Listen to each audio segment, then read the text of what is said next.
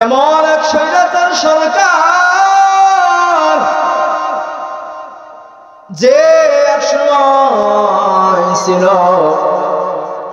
এক কবরস্থানের দারোয়ান।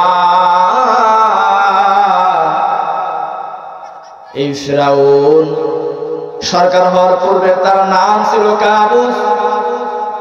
এই স্বৈরাচার সরকার এক সময় কবরস্থানের দারোয়ান ছিল। কবরস্থানের দারোয়ান সরকার থেকে টাকা পাইতো, খাবার সব কিছু সরকার থেকে দেওয়া হইতো।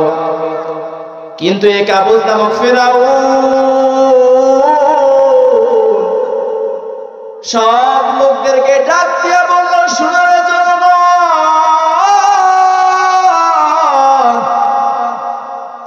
এই যে সরকারি কবরস্থান, এখানে তোমরা যারা মারা যাও তোমাদের লাশগুলোকে এখানে দাফন করা হয়। আমি এই কবরস্থান দারোয়ান, আমি কত কষ্ট করে এখানে পাহারা দেই। তোমাদের কাছে আমার একটা রিকোয়েস্ট, একটা অনুরোধ আমি তোমাদেরকে করতে চাই। তোমরা যারা যাদেরকে কবরে রাখবা, একটা ব্যক্তির বদলে একটা করে দিরহাম আমাকে দিতে হবে। জনগণ এবার চিন্তা করলো, শুধুমাত্র একটা দিরহাম। এই দিরহামটা পাওয়ার কারণে এই যুবকটার যদি কোনো ফায়দা হয়, এতে আমাদের কোনো সমস্যা নাই। এবার প্রত্যেকটা ব্যক্তি রাজি হয়ে গেল, ঠিক আছে। ও মুসলমান আল্লাহর গোলাম,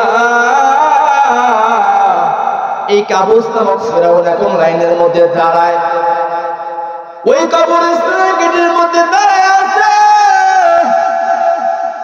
আল্লাহর খেলা বুঝা বলো তাই। কাবুস নামক ফিরাউন যখন এই ঘোষণা দিল, এই ঘোষণাটা দেওয়ার পর হঠাৎ করে এমন এক ডায়রিয়ার মহামারী দেখা দিল। প্রতিনিয়ত হাজার হাজার মানুষ দুনিয়া থেকে বিদায় নিয়ে চলে যায়। কত মানুষের মরণ, কত মানুষের জীবন চলে যায় রে মুসলমান আল্লাহর গোলাম। প্রতিনিয়ত প্রতিদিন হাজার হাজার মানুষের কবর, প্রত্যেকটা মানুষের বিনিময়ে কাবুস নামক ফিরাউনকে একটা করে দিরহাম দেওয়া হয়। এমন একটা অবস্থা হয়ে গেল, অল্প কিছু দিনের মধ্যে তার কাছে এক দিরহাম করে করে অনেক টাকার মালিক হয়ে গেল। এবার ফিরাউন চিন্তা করলো, আমার এত টাকা, এই টাকাগুলো আমি কি করব, কোথায় রাখবো? ফিরাউন এবার চিন্তা করে এমন একটা বুদ্ধি বের করলো রে বাজার, ও রংপুরের মুসলমান, কথাগুলো গভীর মনোযোগ দিয়ে শুনছেন রে বাজার। এবার চিন্তা করে বাদশার দরবারে চলে গেল। বাদশার দরবারে চলে যাওয়ার পর বাদশাকে ডাক দিয়ে বলল, বাদশাহ, আমাদের সমাজে, আমাদের রাষ্ট্রের মধ্যে এমন কিছু দরিদ্র মানুষ আছে যারা খাজানা দিতে পারে না, অনেক গরিব। আমি তাদের পাশে দাঁড়াইতে চাই, তাদেরকে কিছু দিতে চাই, তাদের খাজানা পরিশোধ করতে চাই, আপনি যদি অনুমতি দেন।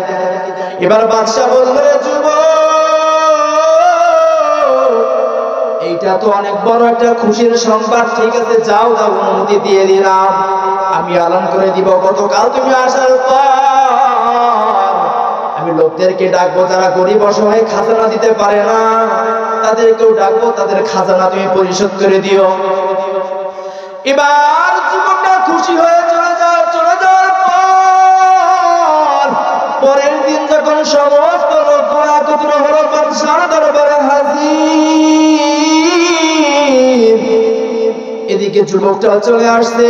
যুবকটা চলে আসার পর এবার যুবক লক্ষ্য করলো, অনেক মানুষ তো চলে আসছে। সমস্ত লোকদের কাছে একটা ভাষণ দিয়ে বলল, শুনো, তোমরা যারা গরিব, যারা খাজনা পরিশোধ করতে পারো না, আমার অনেক টাকা, আমি তোমাদের খাজনা পরিশোধ করতে চাই। জনগণ অনেক খুশি হয়ে গেল।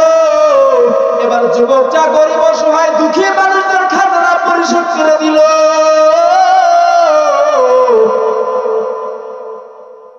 খাজনাটা পরিশোধ করার পর যুবকটা চলে গেল আবার গুলিস্তানে। হঠাৎ করে কিছুদিনের মধ্যে বাদশার ইন্তেকাল হয়ে গেল, অসুস্থ। বাদশার ইন্তেকাল হওয়ার পর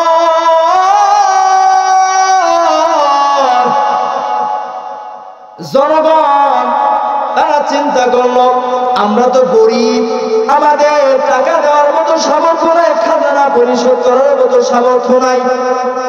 যেই যুবকটা আমাদের খাজনা পরিশোধ করে আমাদের এত বড় একটা উপকার করেছে, এর মতো যুবক যদি আমাদের দেশের বাদশা হতো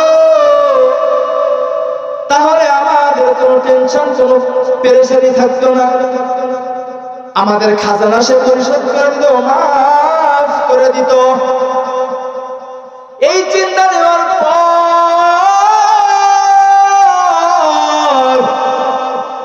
এবার জনগণ একত্র হয়ে গেল। একত্র হয়ে পরামর্শ করলো, আমাদের দেশের বাদশা যদি ওই কবরস্থানের দারোয়ানকে বানানো যায়, আমাদের টেনশন থাকবে না, পেরেশানি চিন্তা থাকবে না। পরামর্শ সাপেক্ষে ওই কবরস্থানের দারোয়ানকে ডেকে নিয়ে আসা হলো। ওই কবরস্থানের দারোয়ান তাকে ডেকে নিয়ে আসার পর তাকে বাদশাহিত্ব দান করা হলো। আঙ্গুল খুলে কলার গাছ, কোনো পেরেশানি নাই, কোনো টেনশন নাই। জনগণের পিছনে দৌড়াতে হয় না। জনগণের কাছে ভোট চাওয়া লাগে না রে মুসলমান।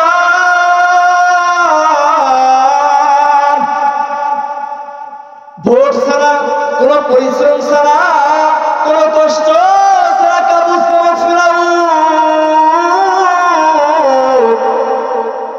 মিশরের বাদশা হয়ে গেল।